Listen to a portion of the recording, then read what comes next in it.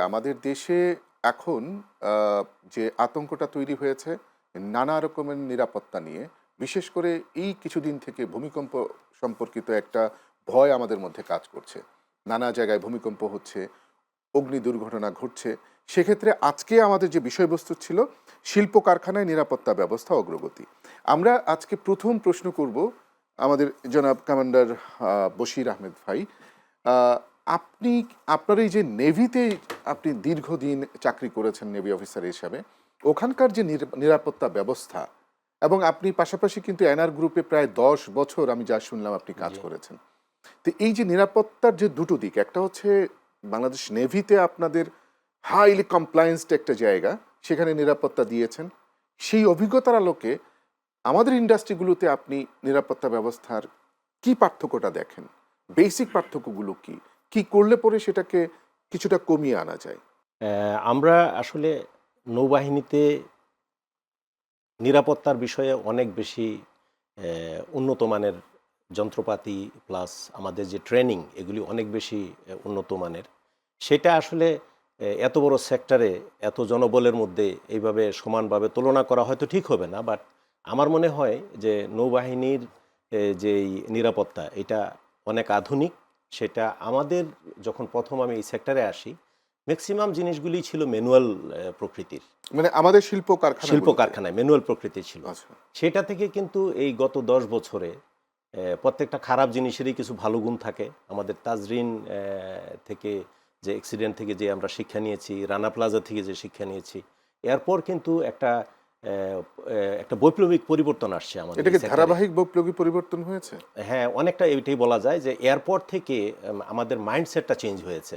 যে আমরা আসলে যদি ভালো ভালো ভায়ারদেরকে যদি আমরা বায়ারদেরকে করতে চাই, অ্যাট্রাক্ট করতে চাই, তাহলে আমাদের এই সেক্টরে আসলে এই যে নিরাপত্তা এটাকে আসলে একটা স্ট্যান্ডার্ডে না নিয়ে আসলে আমরা ভালো অর্ডার পাবো না। কতটুকু আমরা কভার করতে পেরেছি ইন টার্মস অফ যে আপনার নেভির যে নিরাপত্তা, যেটা বলছেন যে ডে বাই ডে আপনারা এখানে আপনার নিরাপত্তাটার মানে তৈরি করতে পেরেছেন ভালো আসলে করে? আসলে আপনার ভালোর কোনো শেষ নাই।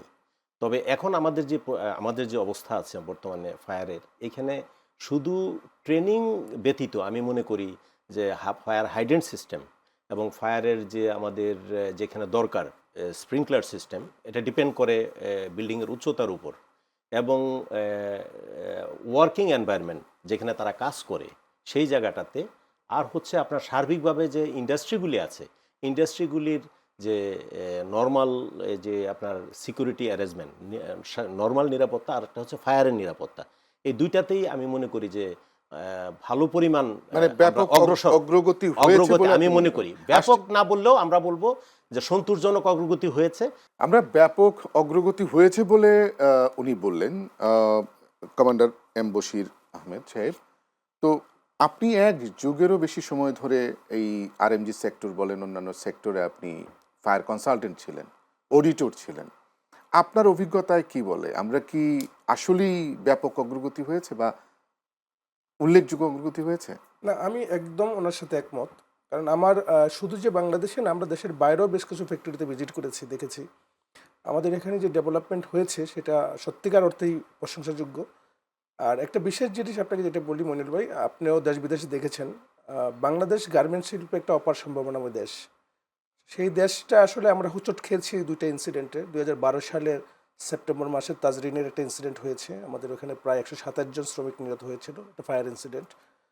আর তারপরে যেটা 5 মাস পরেই বাংলাদেশে একটা এত বড় ইনসিডেন্ট মানে বাংলাদেশে না, পৃথিবীতে খুব কম দেশে হয়েছে, যেটা রানা প্লাজাতে যেটা হয়েছে বিল্ডিং 10।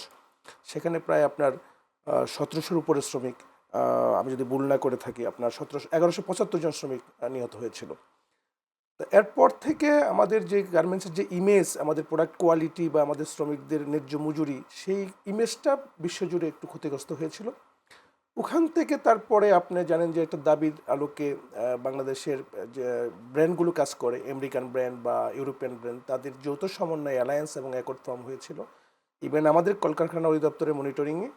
সে তো আমরা আরএমজি সেক্টরে এই ডেভেলপমেন্টটা আপনারা করেছেন, কিন্তু এর বাইরের যে আমাদের শিল্প কারখানা রয়েছে, বাণিজ্যিক ভবন রয়েছে, সেইখানকার কি অবস্থা আমি হবে? এই জিনিসটা আপনাকে বলতে চেয়েছিলাম যে আমাদের এখানে ধরেন এই ইন্ডাস্ট্রিতে যে সেফটি ডেভেলপমেন্টটা হয়েছে, ওনারা যেটা করেছেন, এটা কিন্তু এই ইন্ডাস্ট্রি কিন্তু 10 বছরের ইন্ডাস্ট্রি না, ডেভেলপমেন্টটা 10 বছর হয়েছে, বাট ইন্ডাস্ট্রি তো 50 ইয়ার্সের। 50 years এত বছর কিন্তু ডেভেলপমেন্ট হয় নাই, মানে হয়তো বা সদিচ্ছা ছিল না, অথবা টেকনোলজি বা প্রোডাক্ট সম্পর্কে কোনো আইডিয়া অ্যাওয়ারনেস ছিল না। অ্যাওয়ারনেস ছিল না। সেটাই আমাদেরকে ফোর্স করে কেউ অ্যাকর্ড অ্যালায়েন্স বা যারা আছে হ্যাঁ, force এটা করে খুব করেছে। ভালো পয়েন্ট বলেছেন Force করে আপনি যে করেছে। অ্যাকর্ড অ্যালায়েন্স যারা বায়ার ছিল ওরা ফোর্স করে এটা করেছে, করেছে। কিন্তু তাহলে বাংলাদেশের অন্যান্য যে সাধারণ ইন্ডাস্ট্রিগুলো আছে, ফার্মাসিউটিক্যালস আছে, অন্যান্য ফার্মাসিউটিক্যালস কমপ্লায়েন্সের ইস্যুতে আছে, কিন্তু অন্যান্য যে ইন্ডাস্ট্রিগুলো আছে বা বাণিজ্যিক ভবনগুলো আছে, সেক্ষেত্রে কি হতে পারে? দেখুন, এটা একটা মারাত্মক চ্যালেঞ্জ। আপনি দেখেন, এই যে বনানীতে একটা ফায়ার ইনসিডেন্ট হয়েছিল, আপনার কিছুদিন আগে আমাদের সজীব ফুডে একটা ফায়ার ইনসিডেন্ট হয়েছে। এই ফায়ার সার্ভিস সিভিল ডিফেন্সের সামনেই একটা ভবন Exactly, পুরোটাই পুড়ে গেল, exactly. বঙ্গ মার্কেট। আবাসিক হোক, অনাবাসিক হোক, যে কোনো ইন্ডাস্ট্রিয়াল বিল্ডিং হোক বা কমার্শিয়াল বিল্ডিং হোক, আমরা একটা ছাড়পত্র কিন্তু নেই, এনওসি নেই, সেটা রাজুক থেকে নেই বা নিজ নিজ অথরিটির কাছ থেকে নেই। আমার মনে হয় এই জায়গাটার মধ্যে আমি আপনার সাথে সম্পূর্ণ একমত। যেমন গার্মেন্টসে তাদের এনওসি নিতে হয় বাইরের কাছ থেকে বা বিভিন্ন অথরিটির কাছ থেকে, সেজন্য সে ফায়ার সেফটিটা তার মাস্ট করতেই হয়। বাকি যে ইন্ডাস্ট্রিগুলো আছে তাদেরও এরকম একটা নির্দেশনা থাকা উচিত যে তুমি এই বিএসটি এর ছাড়পত্র নিতে যাবো, তোমার ফায়ার সেফটি থাকতে হবে। তুমি রাজুকের প্ল্যান নিতে পারবা, তোমার ফায়ার সেফটি থাকতে হবে, বা তোমার সেফটি মিনিমাম সেফটি তোমাকে মেনটেন করতে হবে।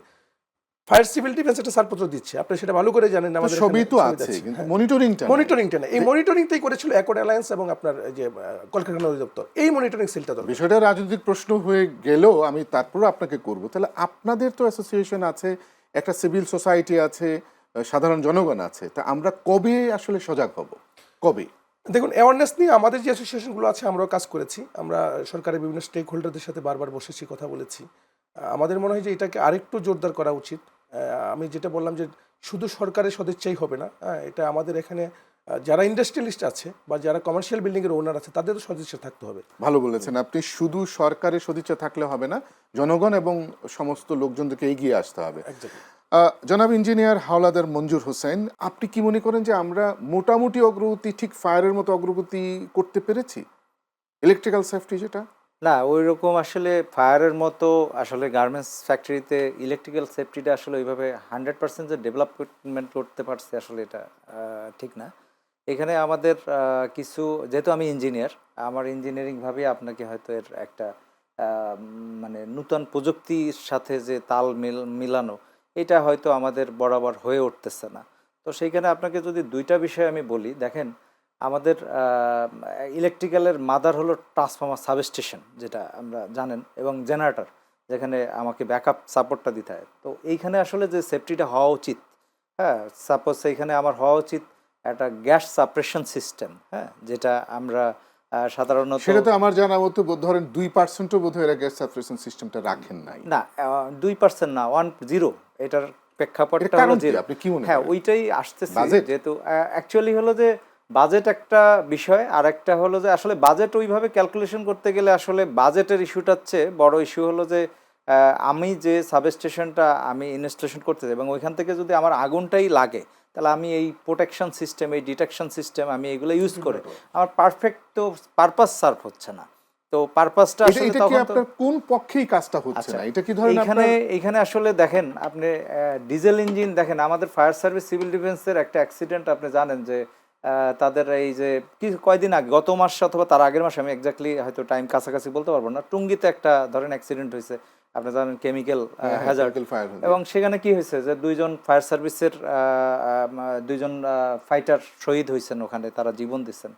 তো আসলে আমাদের এই অ্যাপ্লিকেশনগুলো আসলে এখনো আমরা ক্লিয়ার না যে আমরা আসলে কোন জায়গায় কোন অ্যাপ্লিকেশনটা আসলে ইউজ করব, ব্যবহার তার মানে করব। আপনি যেটা বলতে তো, চাচ্ছেন যে হ্যাঁ। আমরা ঠিকঠাক মতো যেখানে যেটা লাগা জি, সেটা আমরা exactly. লাগাচ্ছি না, তাই তো? জি, যেরকম ডিজেল ইঞ্জিন আমাদের যেরকম আরএসসি, ভাই বললো কমান্ডার বশির আহমেদ ভাই আমাদের, যেহেতু সে দীর্ঘদিন নেভিতে ছিল এবং ফ্যাক্টরিতে এখন আছেন, তাও অনেক বছর।